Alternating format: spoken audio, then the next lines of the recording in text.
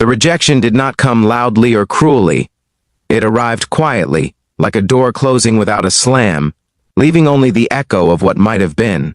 I sat alone at a small corner table in a downtown Chicago cafe, my coffee cooling faster than my hope, watching couples laugh and lean toward each other while I stared at my phone, knowing no message was coming back. That was the night I truly believed something in me was broken.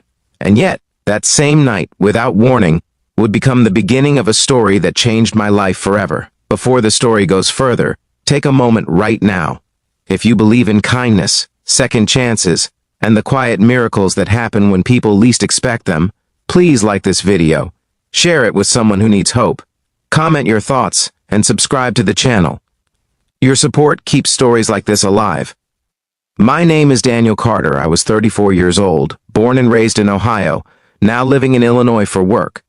I worked as a civil engineer, the kind of job that looks stable on paper but leaves long empty evenings when you come home to silence. My parents were faithful Christians who taught me to believe in purpose, patience, and prayer. But after years of watching friends marry and build families, faith felt heavier than hope. I was not angry at God. I was tired of waiting. The blind date had been arranged by a church acquaintance named Linda, who insisted that sometimes God works through uncomfortable setups. The woman I met was polite, well-spoken, and kind enough, but her eyes never settled. She smiled the way people do when they already know the answer. After less than an hour, she excused herself with grace, later sending a brief message explaining she did not feel a connection and wished me well. There was nothing wrong with her honesty. The pain came from familiarity. I had read that message many times before, just with different names attached. Walking out of the cafe that night, the city lights blurred slightly as my thoughts turned inward.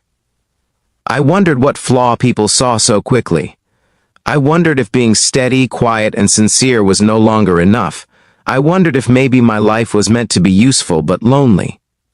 I sat on a bench near the street, letting the cold seep through my coat, praying without words. That was when I noticed her. She was standing a few steps away, struggling with a stroller near the curb, clearly trying to manage too much on her own. A toddler slept inside, his small chest rising and falling, unaware of the chaos around him. Without thinking, I stood and helped her guide the stroller safely onto the sidewalk. She thanked me with a tired smile that carried more weight than politeness. Her eyes looked worn, but not defeated. We did not exchange dramatic introductions. We simply stood there for a moment longer than necessary, as if both of us sensed something familiar in the other. Her name was Grace Miller. She was 32, originally from Indiana, and had moved to Chicago a year earlier. She explained she was heading home from her second job and daycare pickup, juggling responsibilities that left little room to breathe. We parted ways, but fate had other plans. Over the next few weeks, I kept seeing Grace in small, ordinary ways, at the same grocery store, at the park near my apartment, on Sunday afternoons, at a local church I had started attending again, trying to rebuild my spiritual footing. Each time, we exchanged smiles, then short conversations, then longer ones. There was no flirting, no pressure, just an ease that felt rare. Grace's life had not unfolded gently. She had married young to a man she believed would grow into responsibility and faith.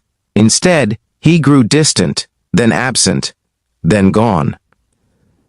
She was left raising her son Noah on her own, balancing faith with fear, love with exhaustion. She did not speak bitterly about her past, but the quiet strength it took to survive it showed in every word. I found myself looking forward to those accidental meetings more than anything else in my week. Still, I reminded myself not to hope too much. I had just been rejected, and Grace's life was complicated. She deserved stability, not a man nursing bruised confidence. One evening after church, we sat on a bench outside while Noah played nearby.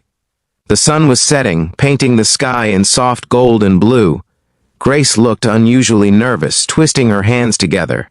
She told me she had been praying for weeks, asking God for clarity, for courage, for an answer she did not fully understand yet. Then she said something that stopped time. She explained that she was not asking for romance or fairy tales. She said she had been watching the way I treated her son, The way I listened without trying to fix everything, the way my faith showed in actions rather than speeches. She admitted she was tired of surviving alone and afraid of choosing wrong again. Then she asked, carefully, humbly, if I would consider being her husband. There was no dramatic music, no rushing embrace, just silence, thick with meaning. In that moment, I realized how strange life is. Hours earlier, I had been the rejected man at a cafe table. Now I was being offered something far deeper than attraction.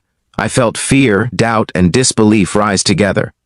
Marriage was not a rescue mission. Love required more than kindness, but I also felt peace, the kind that settles rather than excites. I did not answer immediately. I told Grace I needed time to pray and reflect, and she nodded, respecting the weight of what she had asked. Over the next days, I wrestled with questions. Was I ready to be a father figure? Could I love a child not born from me with the fullness he deserved? Was this God's redirection, or my desire to finally belong somewhere? I spoke with my parents, who listened quietly. My mother reminded me that love is often disguised as responsibility, and that commitment is not always born from passion but from purpose. My father told me that being chosen for who you are, not who you impress, is a rare gift. When I met Grace again, I felt calm. I told her I could not promise perfection, but I could promise presence, faith, and effort. I said yes to exploring a future together, slowly, prayerfully, honestly. What followed was not effortless. We faced awkward moments, difficult conversations, and the reality of blending lives already shaped by loss. Noah tested boundaries. Grace battled guilt for hoping again.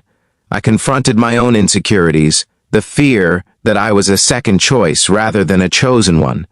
But love grew in the quiet spaces, in shared meals, in bedtime prayers with Noah, in late-night conversations about faith, fear, and forgiveness.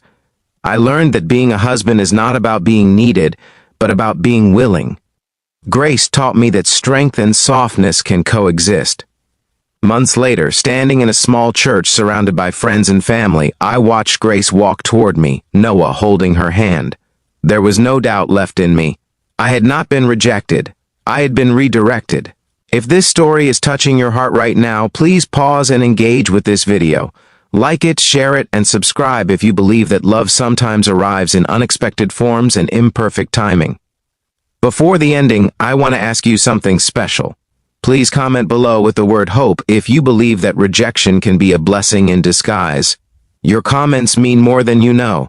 Today, our life is not perfect, but it is full.